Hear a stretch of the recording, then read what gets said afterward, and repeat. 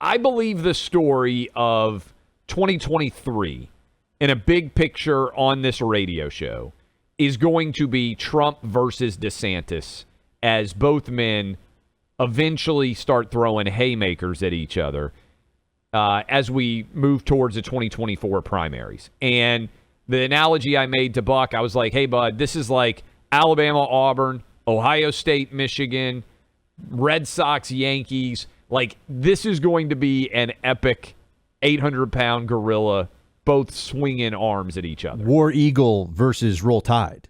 That's right.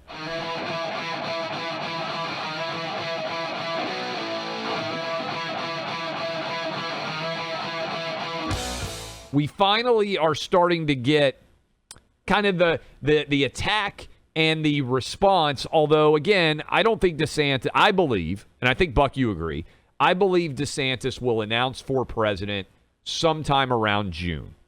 That's what I expect to happen. The Florida legislative session ends in May. I think sometime around June, July, the DeSantis people will officially step in and say, we're running for president in 2024. The whole campaign apparatus will be up and running. Trump obviously is already in the field. I think there's going to be a lot of people who jump in the field, but right now, the two heavyweights are DeSantis and Trump that we expect. So, I wanted to play this audio for you. Trump did events over the weekend in New Hampshire and in South Carolina, and during the process of that travel, he took shots at DeSantis. Here's what he said. So Ron would have not been governor if it wasn't for me, and that's okay. Number one, he wouldn't have gotten a nomination, and number two, he wouldn't have beaten his Democrat opponent.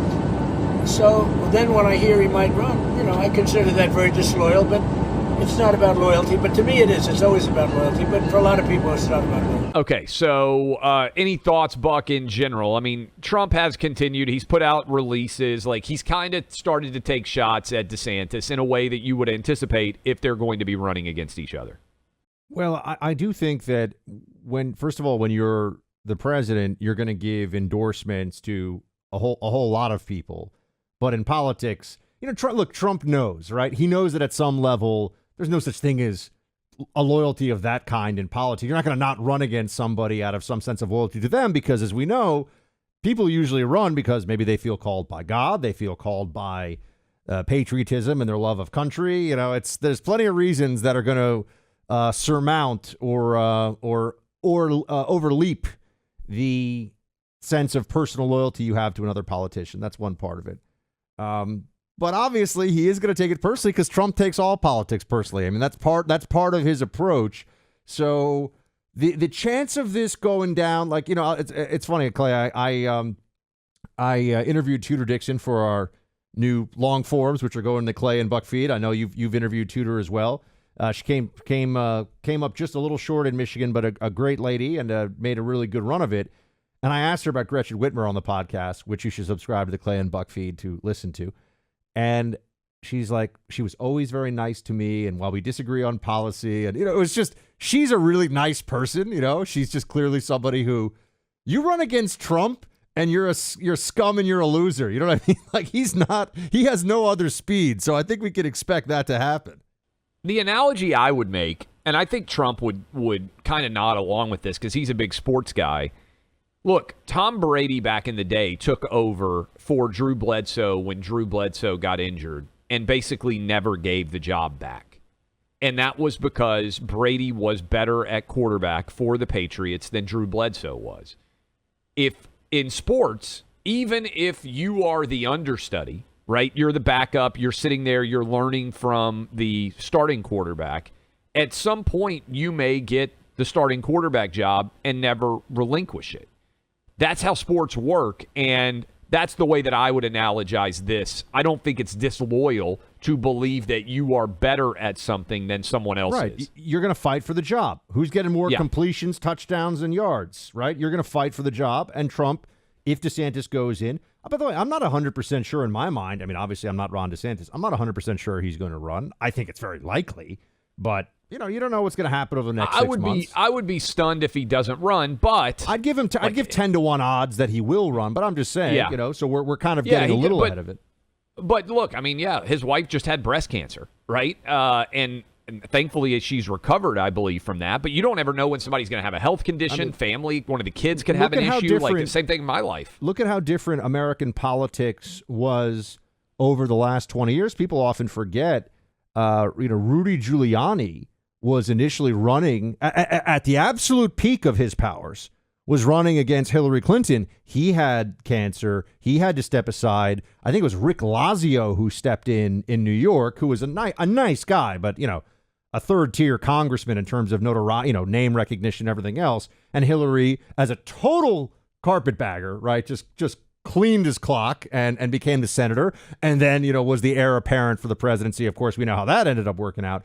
But, things happen is all I'm saying, right? I mean, Rudy Giuliani very well may have won that Senate seat, defeated Hillary. Think of all the downstream changes in politics that would have occurred. So we don't know if DeSantis is running yet.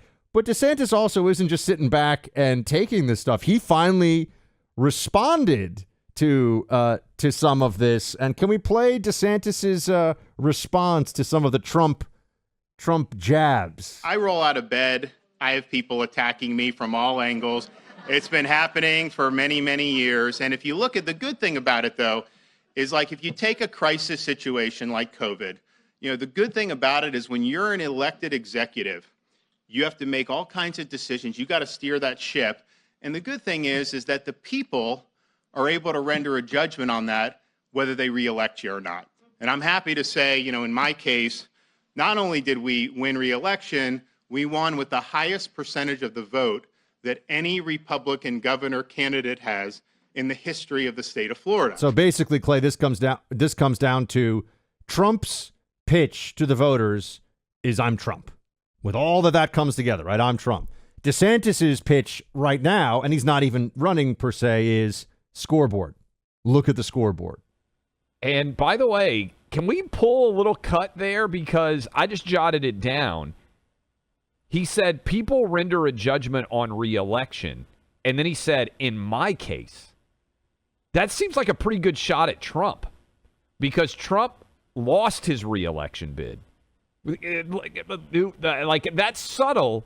But when I hear that, can we play that again? I want everybody out there to listen. Because he doesn't mention Trump by name. But he says, in my case. Why does he need to say my case if he's talking about re-election? And he said people render a judgment based on COVID. Just go back and listen and tell me if you don't think this is a sort of subtle shot at Trump not being reelected, maybe partly based on his COVID response. Listen. I roll out of bed. I have people attacking me from all angles. It's been happening for many, many years. And if you look at the good thing about it, though, is like if you take a crisis situation like COVID, the good thing about it is when you're an elected executive, you have to make all kinds of decisions. You got to steer that ship.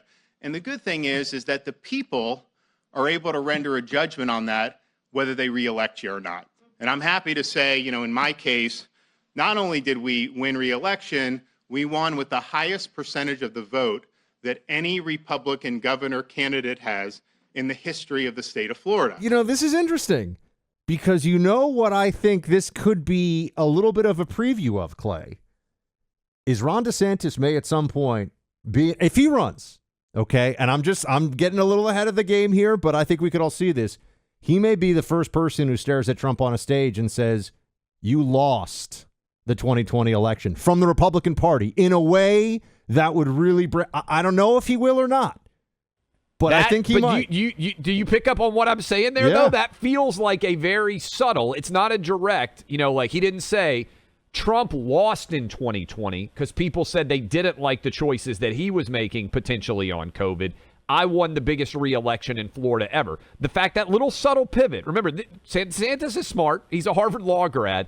That little subtle pivot of, in my case, and re-election, the fact that both of them stood for re-election, I think that was a very subtle, jab at Trump.